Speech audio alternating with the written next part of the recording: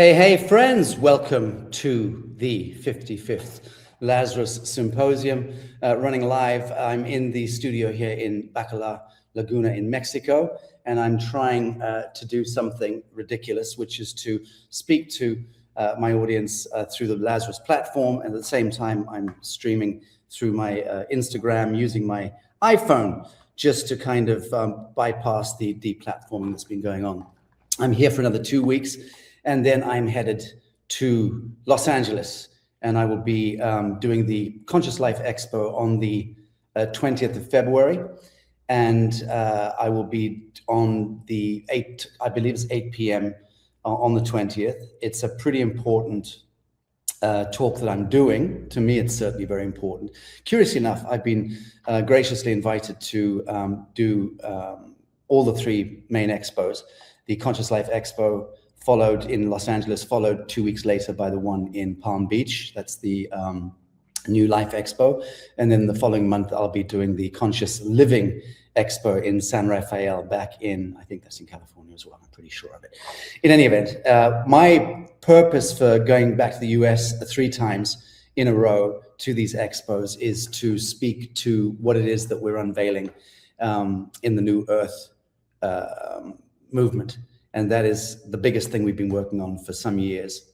This is the year 2026. I've been very excited about this pronouncement. When do we get to the point where we're taking back some real measure of autonomy and sovereignty from the third party intervention? That, of course, is what the whole New Earth movement is about. It's what the Lazarus Initiative is about. It's what my own life's work has been about. It is about stepping into full jurisdiction in the simplest terms. So whilst in 2024, end of 24, throughout the whole of last year, as those of you who are following my travels know, I was just moving non-stop, multiple times to Africa, Asia, Africa, Central and North America, and seeding the New Earth micronation jurisdictions. So those are moving forward nicely, and those formal announcements will be coming this year, certainly in the first half of this year. But the big piece is the unveiling of the New Earth Exchange and the New Earth Treasury and the New Earth Bank. So those 3 things, an exchange, treasury, and a bank, are what I'm doing the soft unveil at the Conscious Life Expo in Los Angeles in a couple of weeks' time. This is the first people's exchange of NFTs and of cryptos. So with the bank, and we were just on this morning, my whole team were on with the bank. That is so exceptionally exciting. Everyone will be able to this year have their own bank card, have their own money, own their own money, absolutely, in an inward-looking a jurisdiction that is tethered to the so-called real-world jurisdiction. So you can use that card in ATMs, you can move your cryptos around and your this, that, and the other around, so fiat crypto. It's really the indivisible line between the old satanic system and the real 0-point economy that we've been slowly building our New Earth Nation movement toward. And that all lands and docks this year. It's going to rely on people of the world to either get it or not and participate or not. But I can tell you it is incredibly exciting because we've never been in a position, I say we, humanity has never been in a position where we could truly restore ourselves into our true jurisdiction, because money was always the issue, was it not, friends? And who controls the money and who controls what you can do with it or where you can send it and how you can spend it.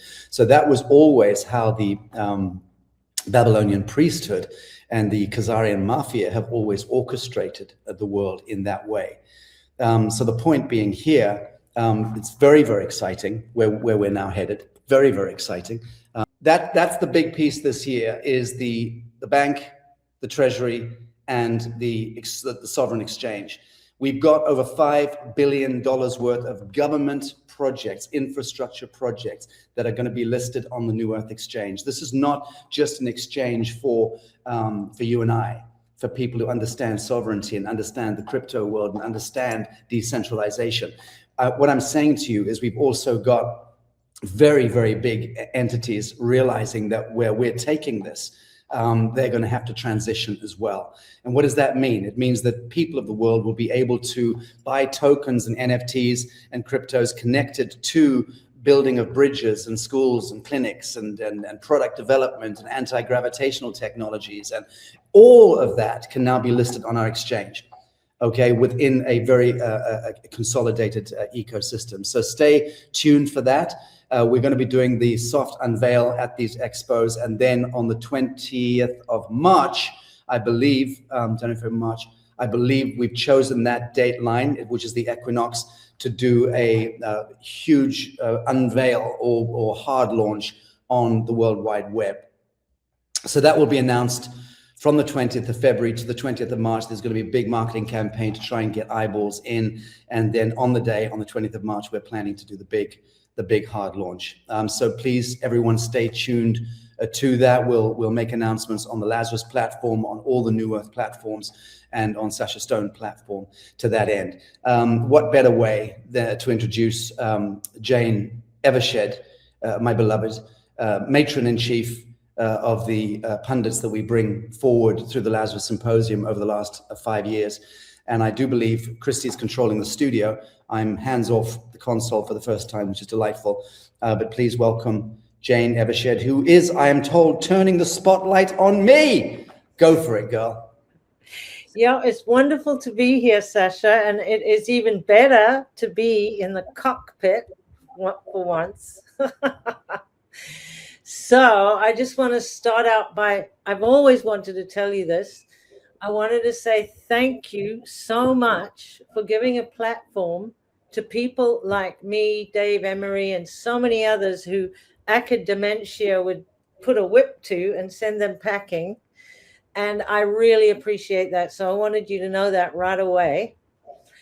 And then you and I, we've got a kind of a history going back with Tartaria, almost like 6 years or so.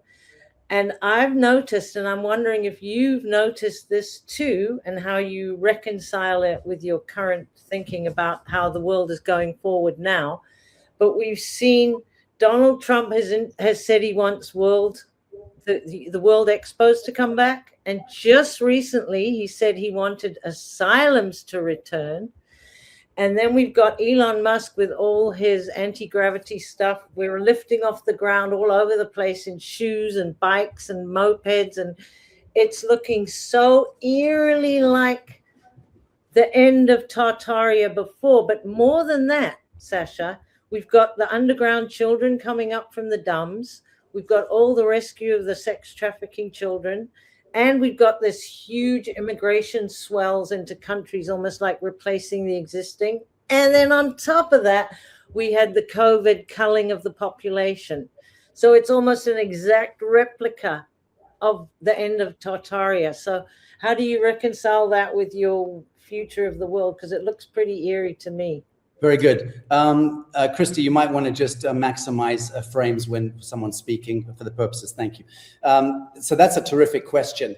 And the way I see it is not quite the way that you do, because whereas the fall of ancient Tartaria was a takedown of a golden age, a grand epoch of extraordinary prowess, consciousness, electrification of the planet, frequency technology, extended life, and so on and so forth. But that elevation of art and beauty that eventuated into the grandiosity of ancient Tartaria, that was a golden age, clearly. I mean, just go back to the Mahabharata, go back and understand arcane history, look at the last vestiges of the Golden Age architecture that you can still see in Rome and Paris and Vienna and Chicago and Philadelphia and London and Johannesburg. All around the world, we're still seeing the last vestiges of that great age.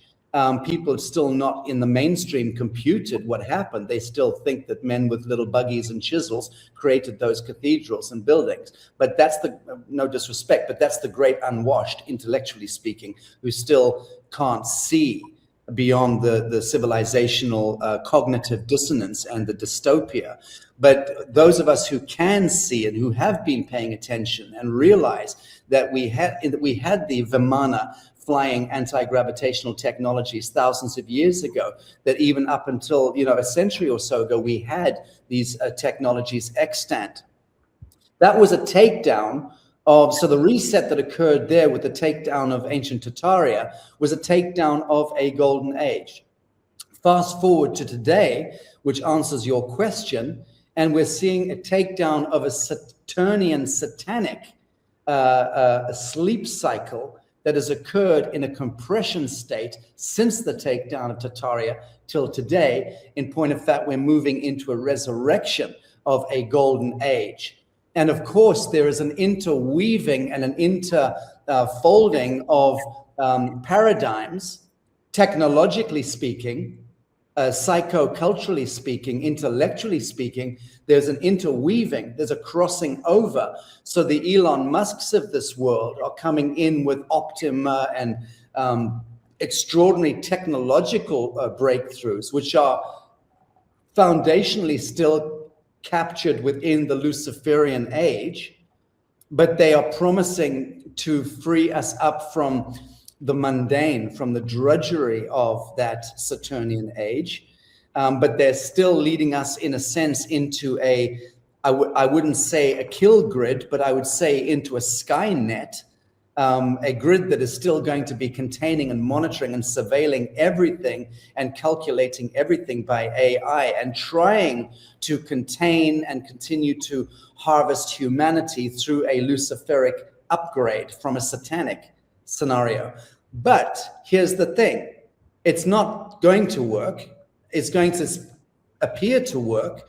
It's going to work in some sense, but the technology is simply going to allow for humanity to take stock and to begin to dwell upon our own navel, so to speak, and to begin to recognize that we are the technology. Because where do you go after Optima?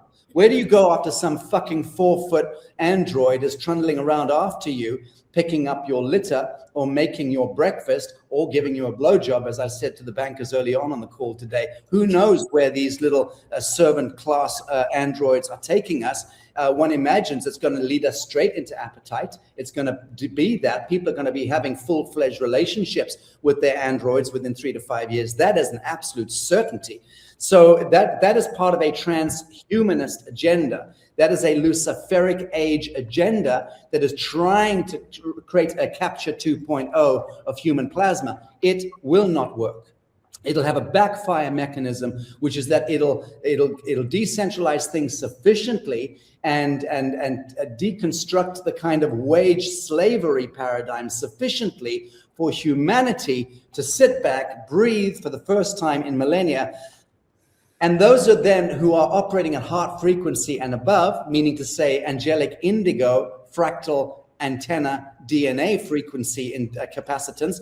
Those who are able to actually be real humans are the ones that are going to see immediately through the folly of a Luciferic upshift and literally end the contract. So we are going to see that full bifurcation from people choosing still to live in a simulated reality, which is AI augmented and which offers absolute freedom and the apparency of that. And then you're going to have people like us, dare I say, who actually want to completely terminate the contract with the corporation altogether.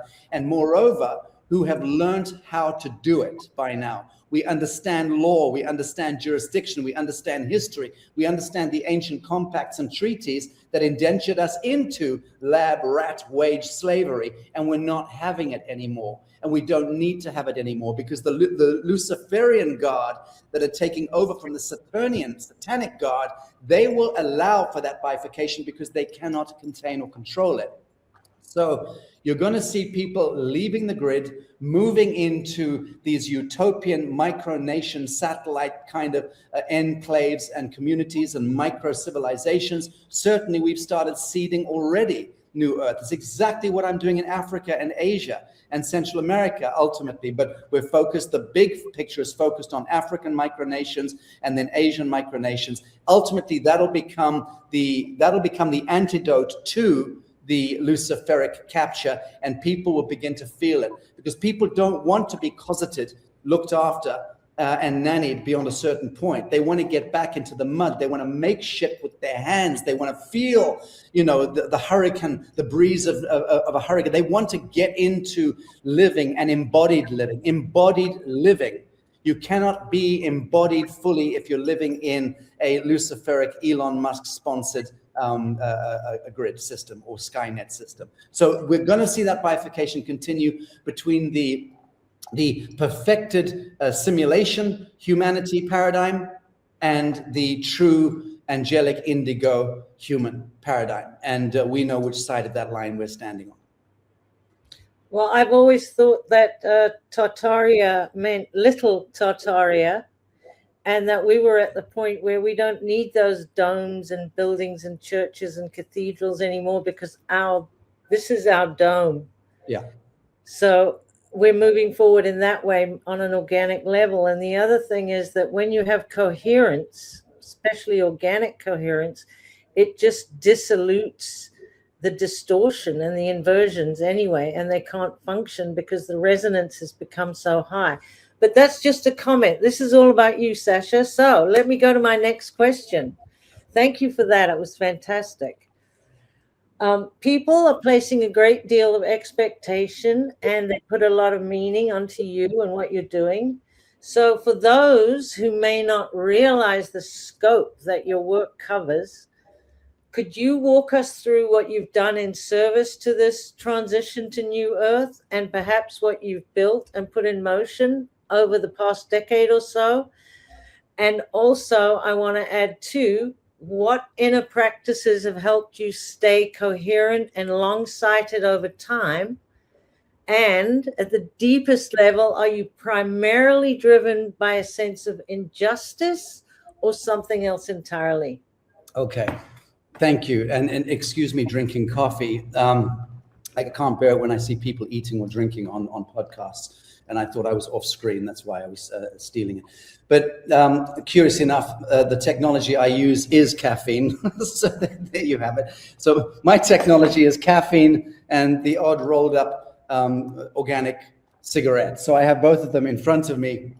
And I also have, as I've been pointing out lately in interviews, the technology of the Hopi, and I've got the technology of the ancient Mahabharata as well. Oops, here, which I've showed multiple times. The Vajra Dorj, which I rely on, and the Australian talking sticks, which are the clarifying technology that banish bad spirits. So, in simple terms, I've lived a life of irreverence and being outside of the main frame. So I was born, as you know, similar to you, I was born in a war in Africa, and then in apartheid, and then I was a refugee for about 9 odd years, and then got into kind of my own shock doctrine through rock and roll and poetry and what have you, and then that morphed into activism, frontline activism.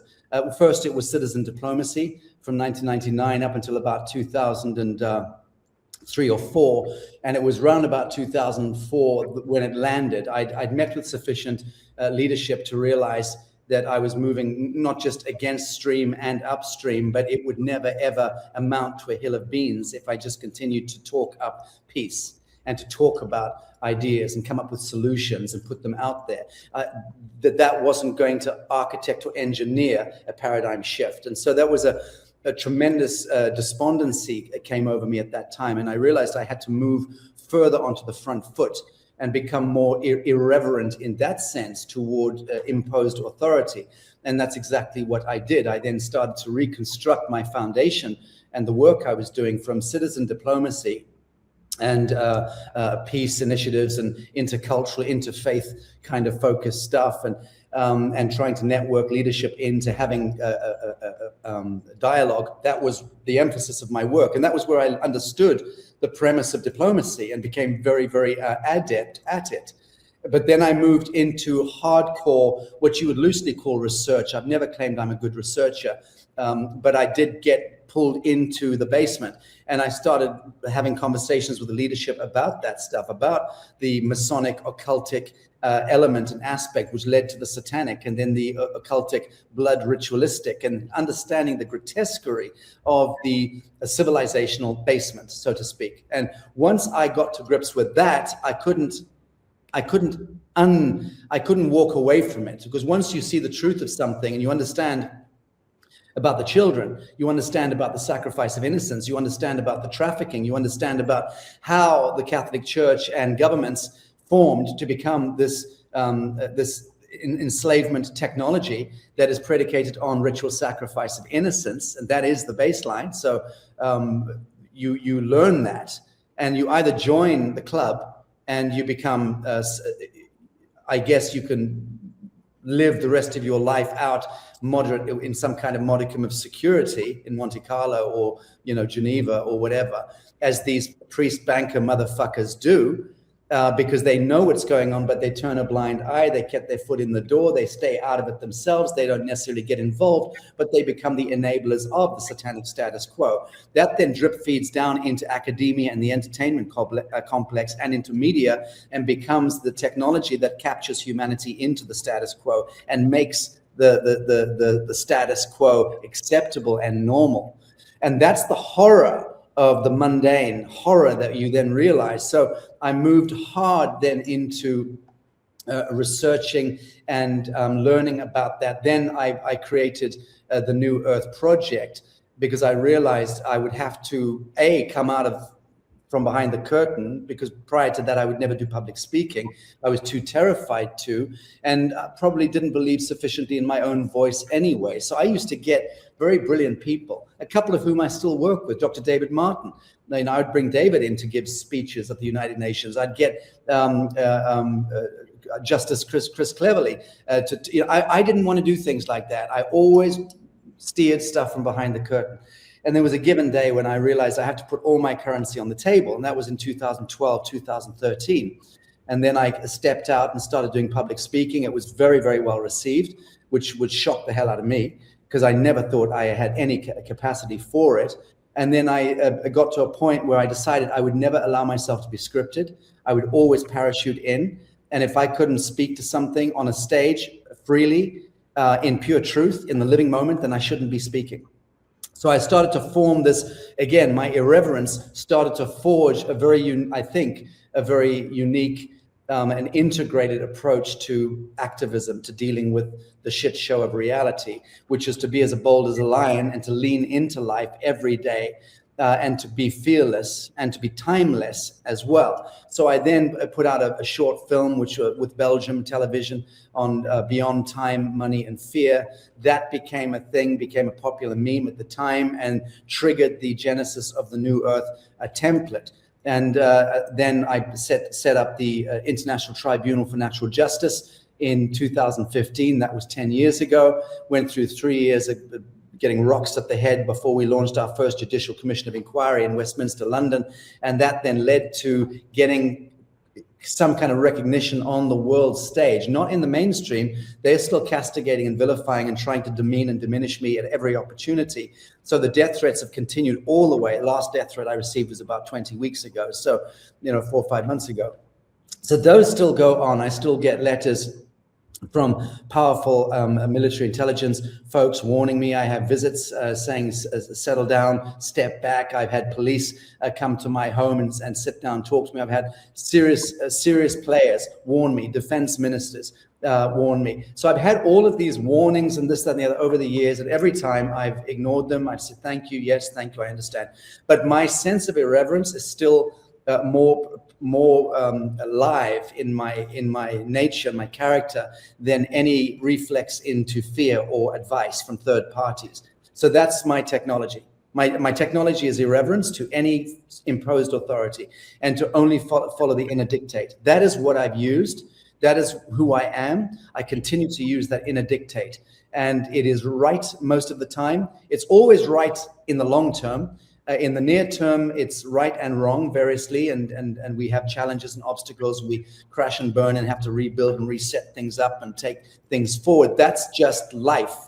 And stamina is the other piece, to have, I think, superhuman capacity to take a punch in the face, rock at the back of the head, and to still get up, dust yourself down and go #fuck you all. I see what I see, what I see. I know what I know, what I know. I'm born to this world for a period of time in this fictional hologram, and my will be done. My will be done.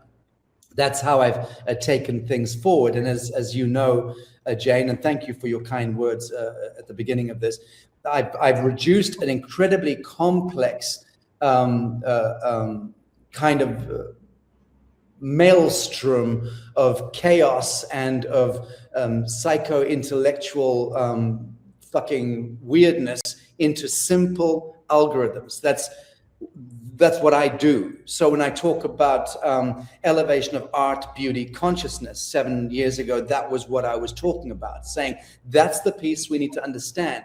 Elevation of art, beauty, and consciousness becomes an immediate means by which we can begin to transcend the mind fuckery of the status quo, of the endless, relentless propaganda. And that then moved into understanding the trifecta of technology, fellowship, and jurisdiction. And then I've been promoting that in the last few years, which is understand what jurisdiction is, claim jurisdiction, embody it, enact it, and then bring technology in as well. And bring fellowship, which is the most important thing of all, is how do we engender fellowship in this world? So I've been working on those three things. They now lock and load into what is now emerging this year, 2026, which is true cost economics / 0 point social ecology, 0 point social economy, which is the ultimate escape from the matrix in that sense. So that's a distillation of my method, my methodology, and I forgot the last half of your question. Forgive me. Don't worry about it, Sacha. You're already 4 questions ahead with everything that you just said. So you're completely tuned in. The other day, I heard you speaking, and you happened to mention your guardians. And I was like, oh, that's really interesting. I must ask him about that. So do you mind telling us about your guardians? That aren't those little sticks and things, those little things you got lying around, are they? More than that, surely. No, nothing to do with that. Again, I use sticks and copal like we all do, just to cleanse and purify, a given environment. No, I am the cleansing technology. So I'm sufficiently conscious to know that I am the technology, that this actualized Kundalini, this being here, the being and the doing are the same thing. My being has become my doing, and my doing has become my being, and that is the cross. That is the cross that we bear in pure truth and in right action. Life fucking hurts. Reality hurts. I don't numb the pain. I don't take synthetic molecules or any kind of substances to dull the pain and to hide from my supernature. And to realize one's supernature hurts. It's a journey of dragging yourself oftentimes across broken glass to get there, but we have to do it if we're serious about consciousness, and if we're serious about enlightenment, and if we're serious about achieving the mythic idea that we have of ourselves, because each of us believe that we have some mythic prospect ahead of us. We all want to fulfill this archetypal image we have of ourselves in our mind, which is to become the magician, or become the king, or become the great mother, or to become the Magdalene, become the Sophic or Christic wisdom keeper, or whatever the fuck it is.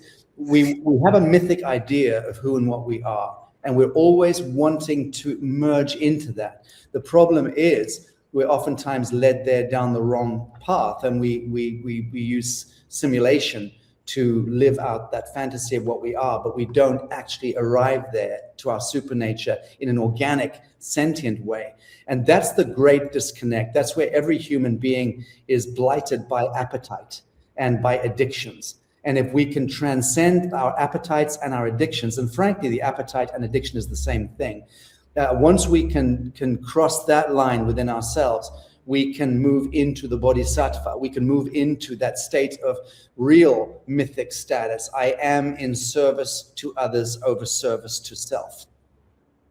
That is just the way it is. So I am prepared to bleed. I'm prepared to hurt. I'm prepared to take the systemic abuse and to not be rewarded in the manifest or material sense, because what I'm doing is the gold. What I am being and doing and represent, the living principle that I stand for, is the gold, is the philosopher's stone, is the ormus. And that's what each of us are led to. Now, we oftentimes forget, and this is getting to the answer of your question, we oftentimes forget the fact that we are also significantly supported from the hyperdimensional realms, significantly so. The situations that I've been in my life where I've dodged bullets and escaped death when forces have tried to kill me. And there are a handful of scenarios there, which you're probably aware of, and those who know my work will be aware of some of those stories. But what I noticed in just the top of my mind, three instances that come to mind: the eve of me bonding the International Tribunal with my thumb, with my fingerprint in 2015. And balaclavaed goons were sent ostensibly to kill me the night before, just after I'd dropped the Bishop of Jerusalem off at his accommodations in London, because he'd flown in to help consecrate the tribunal. And late that night, getting back home, I got mugged, or I got intercepted by balaclavaed goons before I could get from my car to my front door. And it was British Special Forces guys who intercepted that and literally, in my view, saved my life that night. That's something I lived through, and it was awful. And it was, for me, there's so much that happened in that moment because things slowed down, and I will at some point write about it. But I saw a protection cloak arrive around me personally. And I saw this also in North Africa on one occasion, being hijacked at gunpoint in the desert, and with one Bedouin guide who was prostrate with a gun at the back of his head, and me being remonstrated with by these very aggressive guys with turbans and camels and automatic weapons. And something happened to me on that instance when they were screaming at me with a gun at my face, telling me to get off my horse and get in on the sand on my face.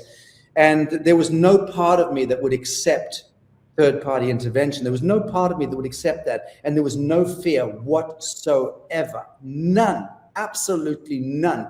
And under normal circumstances, thinking about that situation, I was going to be dead. I'm out there in the desert trying to meet with a terrorist leader. Shouldn't be where I'm going.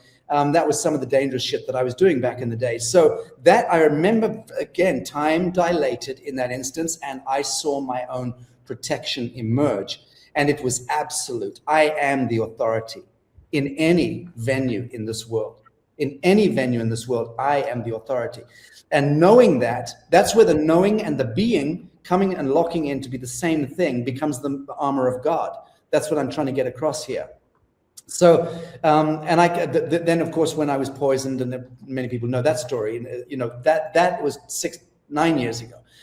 Those three instances are three particular instances. They're not the only ones. There are a few others, but those three were ones where time dilates and you really begin to understand that there is a hyperdimensional physics at work. So now the other night, I'm going into my room and having a really very, very, not a hard time at the moment. There's just so much on. And, we're all variously dealing with our different inescape in our life and having to, weigh and measure and balance our emotional body, our psychological body, our biochemistry, and all the things that are going on. And I was exhausted, and I went to my bedroom, and I went in the dark to my bed, and I was finding my way through the dark. It's a huge room to get there. So if I turn the light off at the wall, I have to somehow navigate a whole bunch of different objects and not bang myself. So I've got quite good at it. But this particular instance, I remember navigating myself in pitch black, getting to bed and thinking, isn't it incredible? As a child, I was so filled with fear of the dark. And yet now in my ripe age, there's zero fear. And I just thought, oh my God, of course. And I sat on my bed in the dark and I just remembered my guides. And I honored them. And I did a little ceremony on my bed in the pitch black. And I invoked my guides and they appeared. And there they were. And it was just thank you.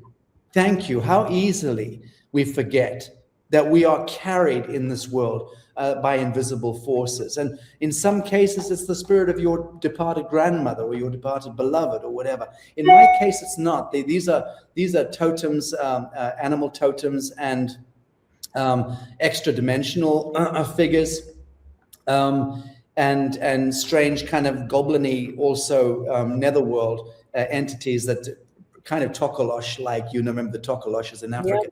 So I just allowed this beautiful little family around me, and I said, I just want to thank you.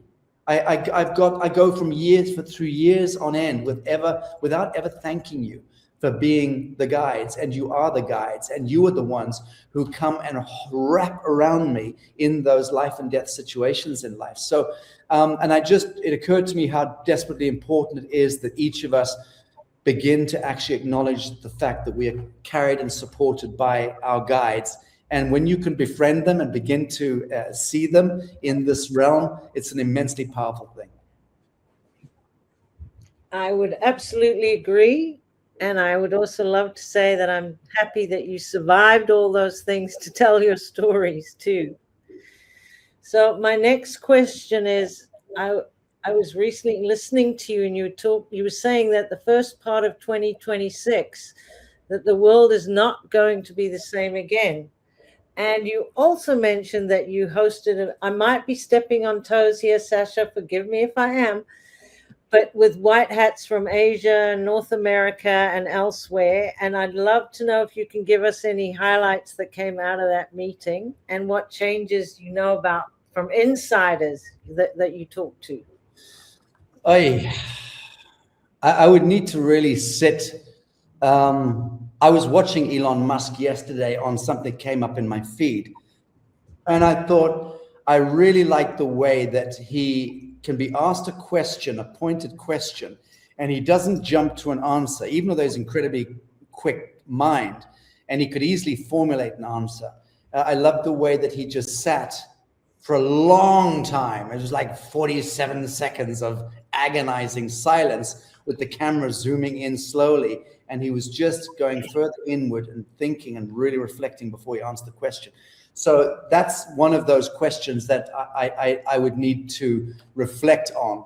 But all I can say is that because there are so many permutations to it, and I've got a quick fix answer to it, and I've got a really abstract answer to it, but I can tell you that I'm at a point where I have met so many people in the military intelligence complex around the world. And I'm talking Russia, I'm talking Asia, I'm talking North America, I'm talking Europe, principally, and Australasia, actually. I have met with so many whistleblowers. I have met with so many sensitives, remote viewers, mystics, oracles, viziers. I've met with so many kings and queens and hereditary leaders and very powerful shamanic indigenous leaders. I've met with so many political leaders and office holders. I've met with so many pundits and experts in academia in all of these different spheres. And coming to the question, why last week I convened a meeting of powerful people involved, you could loosely call them white hats, involved in the emancipation of humanity through the financial reset, basically. People holding trillions of dollars worth of federal safekeeping receipts and collaterals, bonds, Genesis treaties, historical notes that underpin the calamity of the existing global financial system.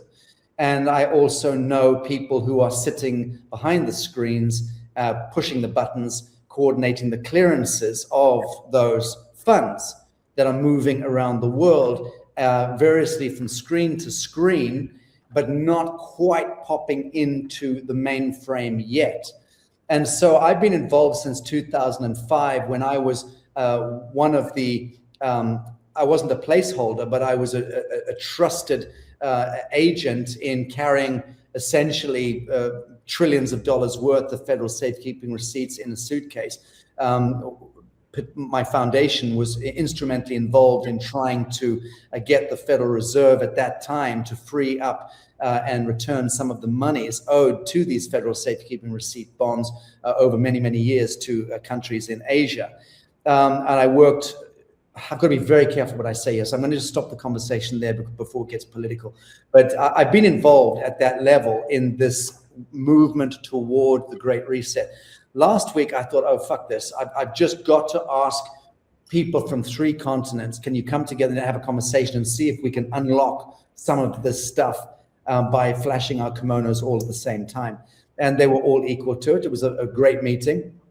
And it began a number of conversations. So I made introductions between those 3 continents to some of these hats, and now they're involved in different conversations and threads connected to the gray screens, the off-ledger funds, and so on and so forth. And we'll see what we see emerge. But it's just one way of me wanting to move through the endless obfuscation of this reset, because the fact of the matter is that Donald J. Trump does not know when that reset is going to happen.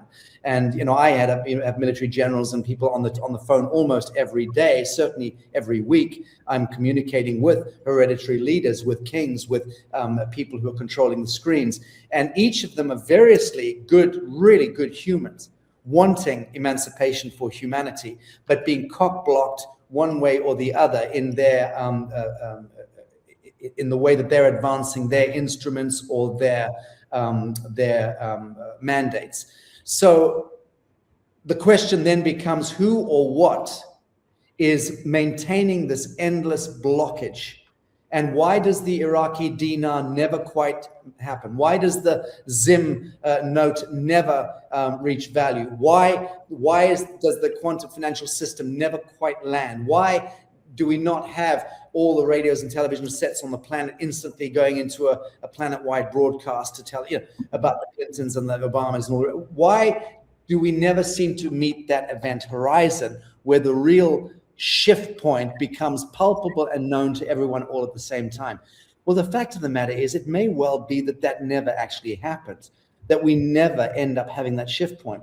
It might just be that it's a kind of slow dissolution process of the satanic status quo as people become individually emancipated and then realize, I get it, and then move out of the checkerboard of the kingdom of the devil and start to actually manifest and embody their own will in this world. I think it's something like that is about to take place. I don't know that there's going to be a singularity event horizon that's going to occur. I know some people are yielding. Some of these off-ledger funds are now moving into utility. It's a fascinating, incredibly ambiguous and esoteric story. I know that we, New Earth, with our exchange, our bank, and what we're building forward and what we've been engineering now for a long time, I know that we are able to rely to a great extent on some of those collaterals in where we're taking our own inward-looking economy. But that white hat meeting was me trying to also get the answer to the question that you just asked me. And I don't have a finite answer. Doesn't matter how many conversations I have. There is no, and I'm speaking to people also directly connected into the Trump circle. I'm also instrumentally involved in getting people to go and petition and get the meetings with Trump. So who fucking knows is the answer, Jane. I have a feeling it's connected to morphogenetic upshift, and I think that is a numbers game. I think that's an equation that we're about to hit, and once we hit that, it's going to be twofold. It's going to be connected to the degree to which a certain demographic of humanity are able to override the synthetic intervention of their own DNA through substance abuse, alcoholism, agrochemical and pharmaceutical systemic poisoning. So there's going to be a sufficient catalyzing moment inside where your own plasma, Christed plasma, is able to negate the geometry of the devil that's forging inside your DNA. That's happening. It's happened to me already, and it's continuing to happen. And I'm seeing it happen to others. So there's going to be a threshold event where that happens sufficiently, because the activated Kundalini and plasma from the inside is recorrecting the false light geometry. But there's also a macro event out there connected to the galactic plane, the ecliptic, the age of Aquarius, the fact that we've now moved in and are densely committed into the field of the photonic light, the vibral light, which is now impacting our solar system. And that is having a palpable effect on every so-called atom, so-called molecule and cell in our biology. So that macro event and the immanent internal awakened event are coming together to create that catalyzing point. I just don't know that it's going to be a singularity as we've been led to believe. And I would also call that point movement toward coherence and possibly ascension. But that's just me. Now I know you have only, I bet you I got one question left. So you can go as long as you like. If this is going well, I mean, I'm happy to push back, but it's Christy's the boss in control. Yes. She said 1 hour and I'm listening to Christy. But I'm torn between a question about Charlie Kirk. I really wanted to know what you were meeting with him about. And the other one is a fun question for you, Sacha. I want to know all about your airships. Okay. Oh, Lord, you just asked such loaded questions. All right.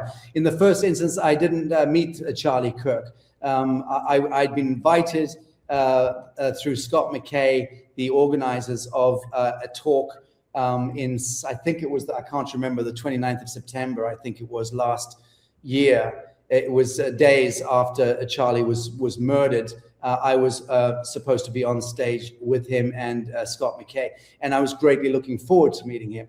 And I flew into the United States for that very reason, and I was at our New Earth Tanasi land with Ethan and the crew out there, waiting for that. I was looking forward to meeting with him. Alas, alack, he got murdered, or was he? You know, he died, or did he? It's very, again, ambiguous and enigmatic, that whole situation. I'm at a point where I genuinely think he was taken down. I don't think that that's a simulation event, but I never got to meet him, so I can't speak to it. I think he was a very important archetype, very relevant to today, clearly very brilliant, clearly very godly, clearly ultimately led by his conscience, which is the very thing that I think probably ended up causing his demise. And the problem there was because the phones were going crazy when the day he got shot. My phone lit up and would not stop for a couple of days. And I was also vicariously communicating to Candace Owen through a very close mutual friend. In fact, I was hoping to meet her shortly after that happened, but that didn't eventuate. I mean, I've had a very long conversation with Candace Owens in the past on a number of shocking issues where she called me wanting a certain information and wanted to interview me, which I turned down at the time. I did not want to be pulled into that level of exposure through her podcast, because the work I'm doing is still too fragile to warrant being hauled into too much of that kind of spotlight. But the bottom line is I didn't meet Charlie. I think that what killed him was the fact that he had unwittingly been inveigled or led into allowing his shtick to be engineered and orchestrated by Sabbatean interests. That's pretty clear to me. And by the time he awoke to that horror, he'd already crossed the line. He'd already done the deal. He'd entered the contract, so to speak. And you see, that is exactly why I walked away from the devil's contract many, many, many years ago, because it's an absolute science. If you commit yourself to it, there's no such thing as getting your foot in the door. And if you commit yourself to it, you are owned lock, stock, and barrel. And ultimately, the silver bullet can and oftentimes will find you. if you try and step out of the contract. So I think that puts paid to that piece. On the airship side of it, can't say too much other than that we are and have been in dialogue with the leading airship manufacturers that I'm aware of in the world. And curiously enough, that's an Israeli group. And we are most likely going into some kind of partnership. My wonderful partner and director of the Africa New Earth program is a industrial hemp guy, and he's leading the whole hemp exercise for us in Africa. That's a huge prospect. Again, that'll be listed on the New Earth Exchange when it goes live, but that is industrial hemp across the whole of Africa. We've petitioned parliaments and kings and ministers, and we've gone to these various meetings, and the laws are changing now in Africa, partly, I guess, because of the lobbying that me and my circle have been doing in this area. We've been explaining, and I'm getting to the airships, we've been explaining to government and to leadership in Africa that the 1937 Marijuana Tax Act was the death knell to the hemp industry back in 1937, when Congress was bought by the petrodollar hegemonialists, the oil and gas barons, because they wanted to destroy hemp. So they outlawed marijuana by demonizing that and turning that into a political hot potato at the time, used that as a step toward outlawing the derivative of the marijuana, which is the hemp industry. Prior to that, as many people know, every farmer in the United States by law had to farm a minimum of 200 acres of hemp. Now, had that maintained sustained since 1937, had every farmer been farming 200 acres of hemp since 1937, there would be zero debt in the United States today. Forget about 20 or 30 trillion, whatever the fuck it is they owe. There would be zero debt had hemp continued, and had the oil and gas lobby not managed to buy Congress on that day and outlawed marijuana with the Marijuana Tax Act of 1937. So that's a monumental historical calamity, which I worked out in my brain in the last couple of years. I thought, what? That's what it all goes back to. And then we looked at it and went, hang about, 1937, what else happened in that year? Well, the Hindenburg came down. The great Zeppelin, Hindenburg. That was the big 9/11 of the day. That was a psyop. Prior to that, airships were everywhere. Those ancient Tartarian buildings were built as tethering stations. The Chrysler building, many of the buildings in New York today were built, that are still up, were built with tethering stations to these docking onto airships. All around the world, when you start to research and see what was going on hundreds of years ago, airships were everywhere. And that was humanity being able to move seamlessly across imposed political borders. And we need to resurrect airships and hemp, because those are the two things. One represents the elevation of humanity off the horizontal plane into the vertical. And the hemp is an industry base that can be grown anywhere in the world and can manufacture 62,000 products off one plant. One single plant that was gifted to us by extraterrestrials millennia ago. There's an incredible story to the genesis of marijuana on this planet and who brought it in, when, and why. But it was literally a gift to humanity to emancipate us. So we can extract graphene, ceramics, oil, fibers. We can make literally every single thing in my studio here. I'm not sure about the mirror, but pretty much everything. We can make telephones out of hemp. We could, using hemp graphene, we can make silicon chips. We can make all the furniture, all the cement, all the asphalt on roads. Every single thing can be replaced by hemp. And that's just the fact of the matter. And it's something which, if it was locally grown and then locally processed, and now we've got these automated hemp trains, that's what they're called, where you put the hemp in one end and it does the separation of the bast fibers and the microfibers and the oils, and it makes all those separations. Then you go straight into 3D printing, cast and mold and extrusion technologies, and all of a sudden you've got your bicycle, your toothbrush, your wheelbarrow, your ladder, every goddamn thing you need. You can literally design and make at home wherever you are in the middle of Mozambique, which curiously enough is why we're in Africa setting this into motion. So that means the end of all exports, literally all All. You might need to bring in copper wire or cobalt or a few rare earth things, but in the main, you've certainly wiped out 95 to 97% of all imports, cheap hawk shit from China or whatever. It's no longer a thing. So the World Trade Organization, which was always a calamity, is out.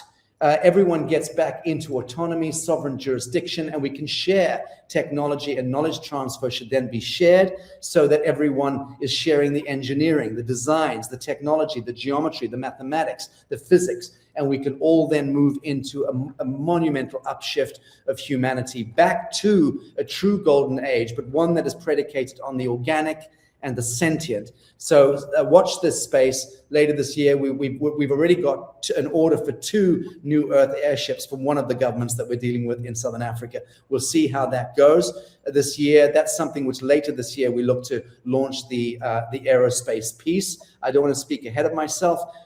We are, just what's that ghastly expression? Balls to the wall right now. Under-resourced, we've got brilliant people in our teams, but we're now launching the exchange, the treasury, and the bank precisely in order to consolidate how we want to take forward aerospace and quantum engineering and computation, all of those abstractions. So optimists, beware, because the living humans are the ones that will be claiming and inheriting this earth. We will not be walking around with androids doing our business. Well, that brings us to the end of the hour, Sacha.